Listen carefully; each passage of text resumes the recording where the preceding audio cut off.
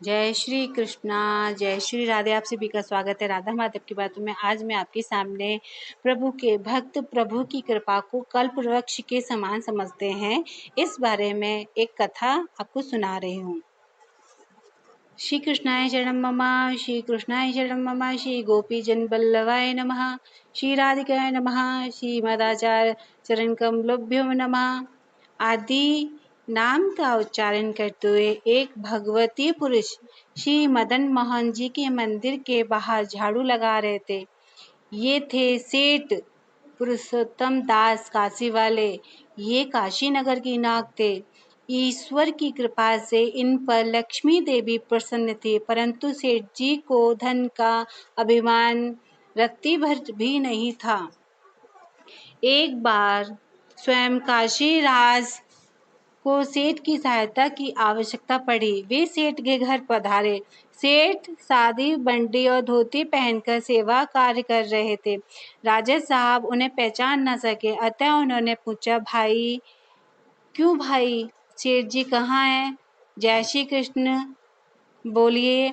सेठ जी तो भीतर हैं, मंदिर में विराजमान है। मैं तो उनका दासानुदास हूँ। सेठ जी ने उत्तर दिया। राजा सेठ की सरलता से बहुत ही प्रभावित हुआ, साथ ही कुछ लज्जित भी हुआ। क्षमा याचना करने पर वे बातों में लगे। उस दिन से सेठ की दीनता, उनकी वैभव त्यागता तथा उनकी प्रभु परायणता राजा के हृदय में बस गई। सेठ जी मन में एक ही विचार निरंतर करते रहते थे, जो कुछ है वो सब मेरे प्रभु का है। मैं तो उनकी इच्छा मात्र से सारे काम कर रहा हूँ। मेरे अंदर जो दैन्य भाव है वो भी उनकी कृपा का एक फल है। नहीं तो इस कलयुग में दीनता के आचरण करने वालों को भी मनुष्य अहंकार हो जाता है। एक बार की बात है, एक बार एक सिद्ध ब्राह्मण सेठ जी के घर आए। उन्होंने जय श्री कृष्ण किया। सेठ जी ने पूछा, क्या आज्ञा है भूदेव? इस दीन किंकर के घर किस काम के लिए आप पधारे हैं? ब्राह्मण ने कहा, देखिए सेठ जी, मेरे पास एक मणि है, ये बाजार में भी नहीं मिलेगी। ये बहुमूल्य मणि है, आप खरीदेंगे? तो सेठ जी ने बोला, किस काम आती है ये मणि? किस काम आती है सेठ जी? ये आपने क्या प्रश्न किया? ये तो बहुत सारे काम आती है। इसे स्पर्श करते ही जो मांगो सो मिल जाएगा। आपको स्वर्ण चाहिए, स्वर्ण मिलेगा। चांदी चाहिए तो चांदी मिलेगी। जो आप इच्छा करोगे वो सब मिल जाएगा। ब्राह्मण ने उत्तर दिया। आपने क्यों नहीं मांगा? सेठ जी ने परिहास किया। श्री हरि, हम तो ब्राह्मण हैं, सोना चांदी से क्या काम? आप तो गृहस्थ हो, सिर पर मदन मोहन जी की सेवा का भार है, खर्च बहुत होता है। आप इस मणि से धन मिलेगा, उस धन से आप अच्छे वेतन पर बहुत सारे सेवक रखिए और प्रभु की सेवा शांति से कीजिए। वृद्धावस्था आने पर आपका जब शरीर साथ नहीं देगा तो ये पैसा ही आपके काम आएगा। तो इस बात पर सेठ जी बोले,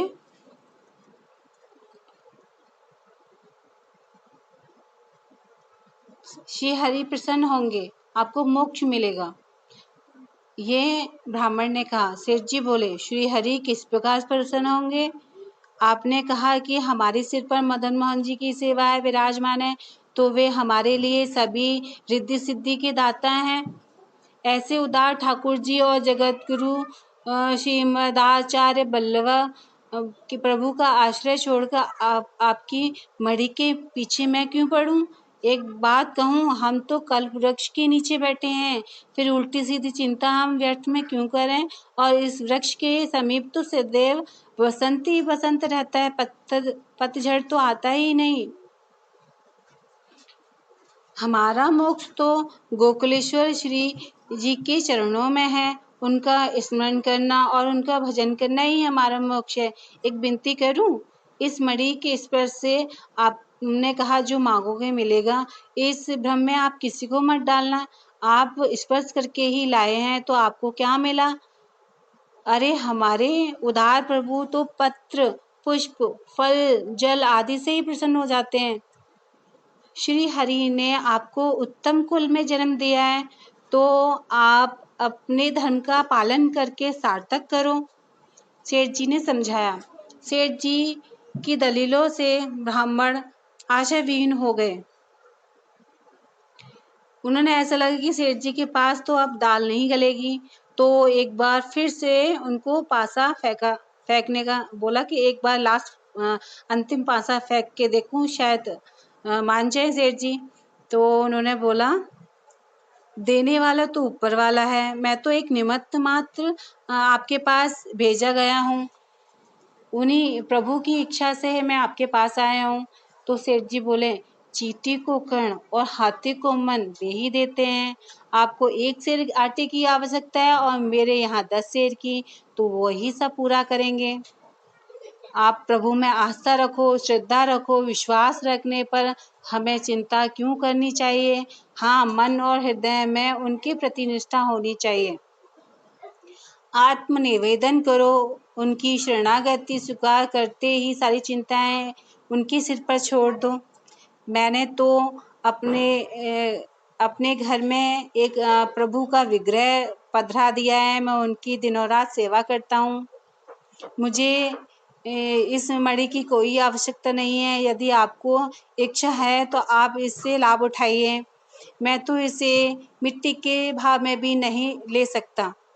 हमारे सूरदास जी कहते हैं, बड़ो धन हरिजन को हरि नाम, सूरदास हरि सेवा जाकू पारसु कहा काम। सिद्ध ब्राह्मण सेठ के कहने की का सही अर्थ समझ गए और उन्होंने सेठ का आभार माना और कहा, सेठ जी आप मेरे सच्चे गुरु हैं। मेरे अज्ञान का अंधकार आपने अपने ज्ञान से दूर कर दिया, मुझे प्रकाश का दर्शन कराया है। आपका अमूल्य समय नष्ट किया मैंने व्यर्थ की बातों पर, मुझे क्षमा करें। जय श्री कृष्ण, जय श्री राधे रानी।